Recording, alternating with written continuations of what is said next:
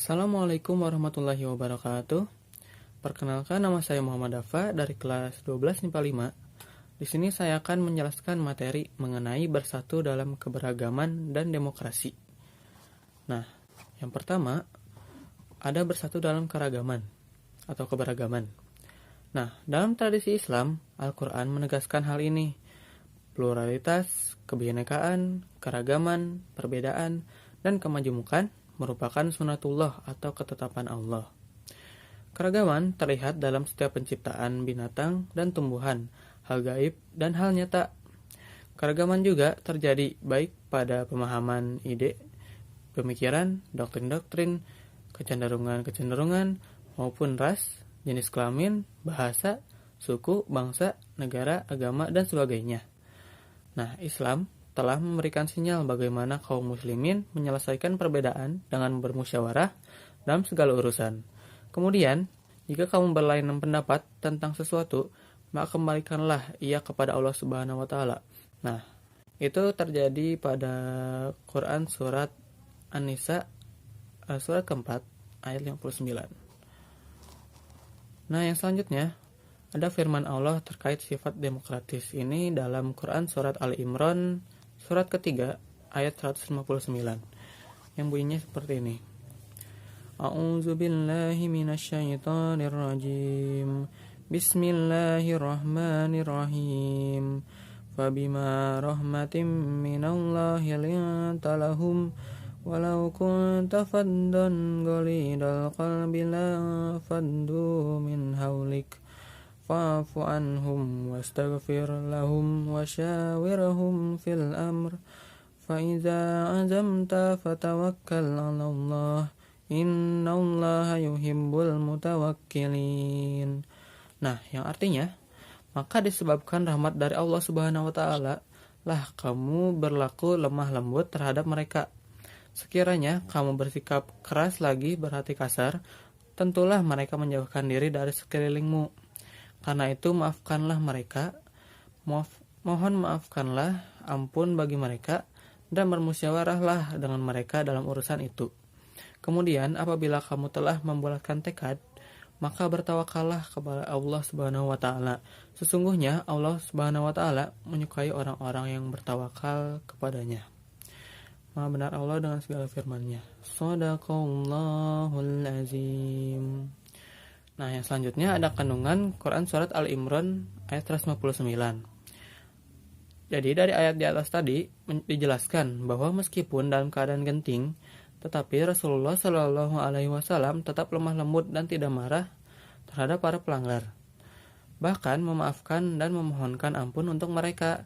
Seandainya Rasulullah Shallallahu Alaihi Wasallam bersikap keras, tentu mereka akan menaruh benci kepada beliau. Dalam ayat di atas tertera 3 sifat dan sikap yang secara berurutan disebut dan diperintahkan untuk dilaksanakan sebelum bermusyawarah, yaitu lemah lembut, tidak kasar, dan tidak berhati keras.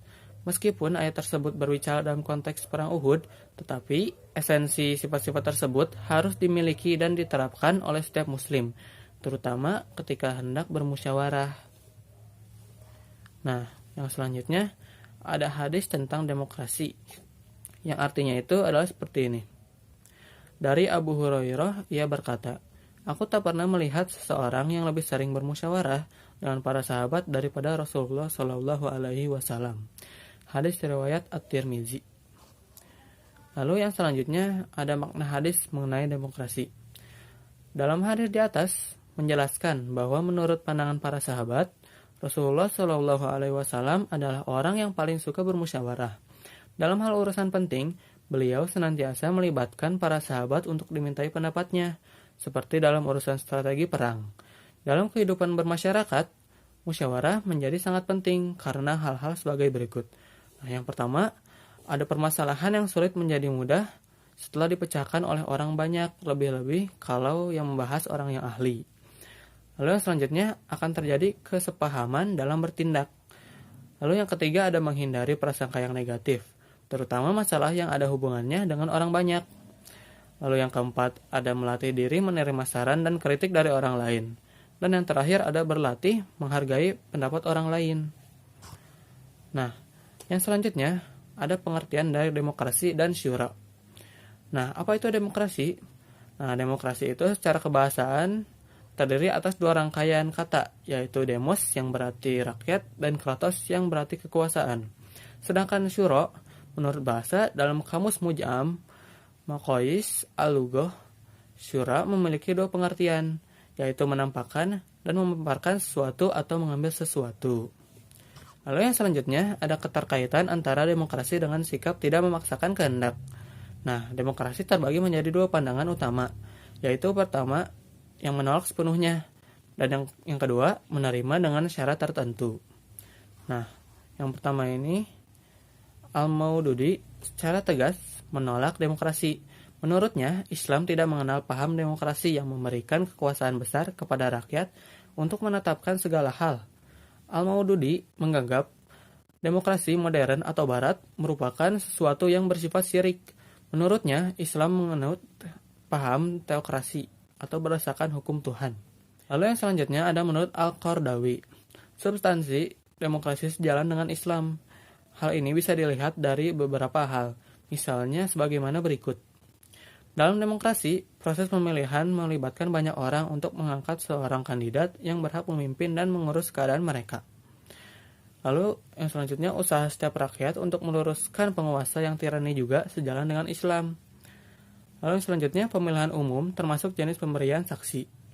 Lalu yang keempat ada penetapan hukum yang berdasarkan suara mayoritas juga tidak bertentangan dengan prinsip Islam.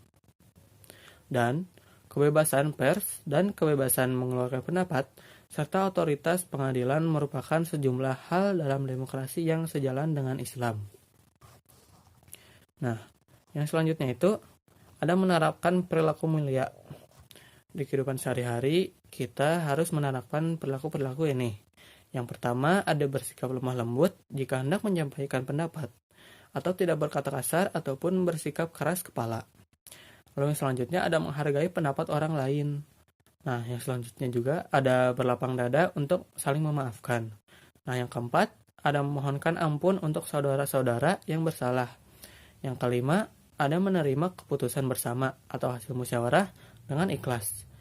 Yang keenam, ada melaksanakan keputusan-keputusan musyawarah dengan tawakal. Lalu yang selanjutnya, ada senantiasa bermusyawarah tentang hal-hal yang menyangkut kemaslahatan bersama. Yang kedelapan, ada menolak segala bentuk diskriminasi atas nama apapun. Nah, yang terakhir, ada berperan aktif dalam bidang politik sebagai bentuk partisipasi dalam membangun bangsa. Nah, sekian dari saya. Mohon maaf bila ada kekurangan maupun kesalahan. Wabillahi taufik wa hidayah. Wassalamualaikum warahmatullahi wabarakatuh.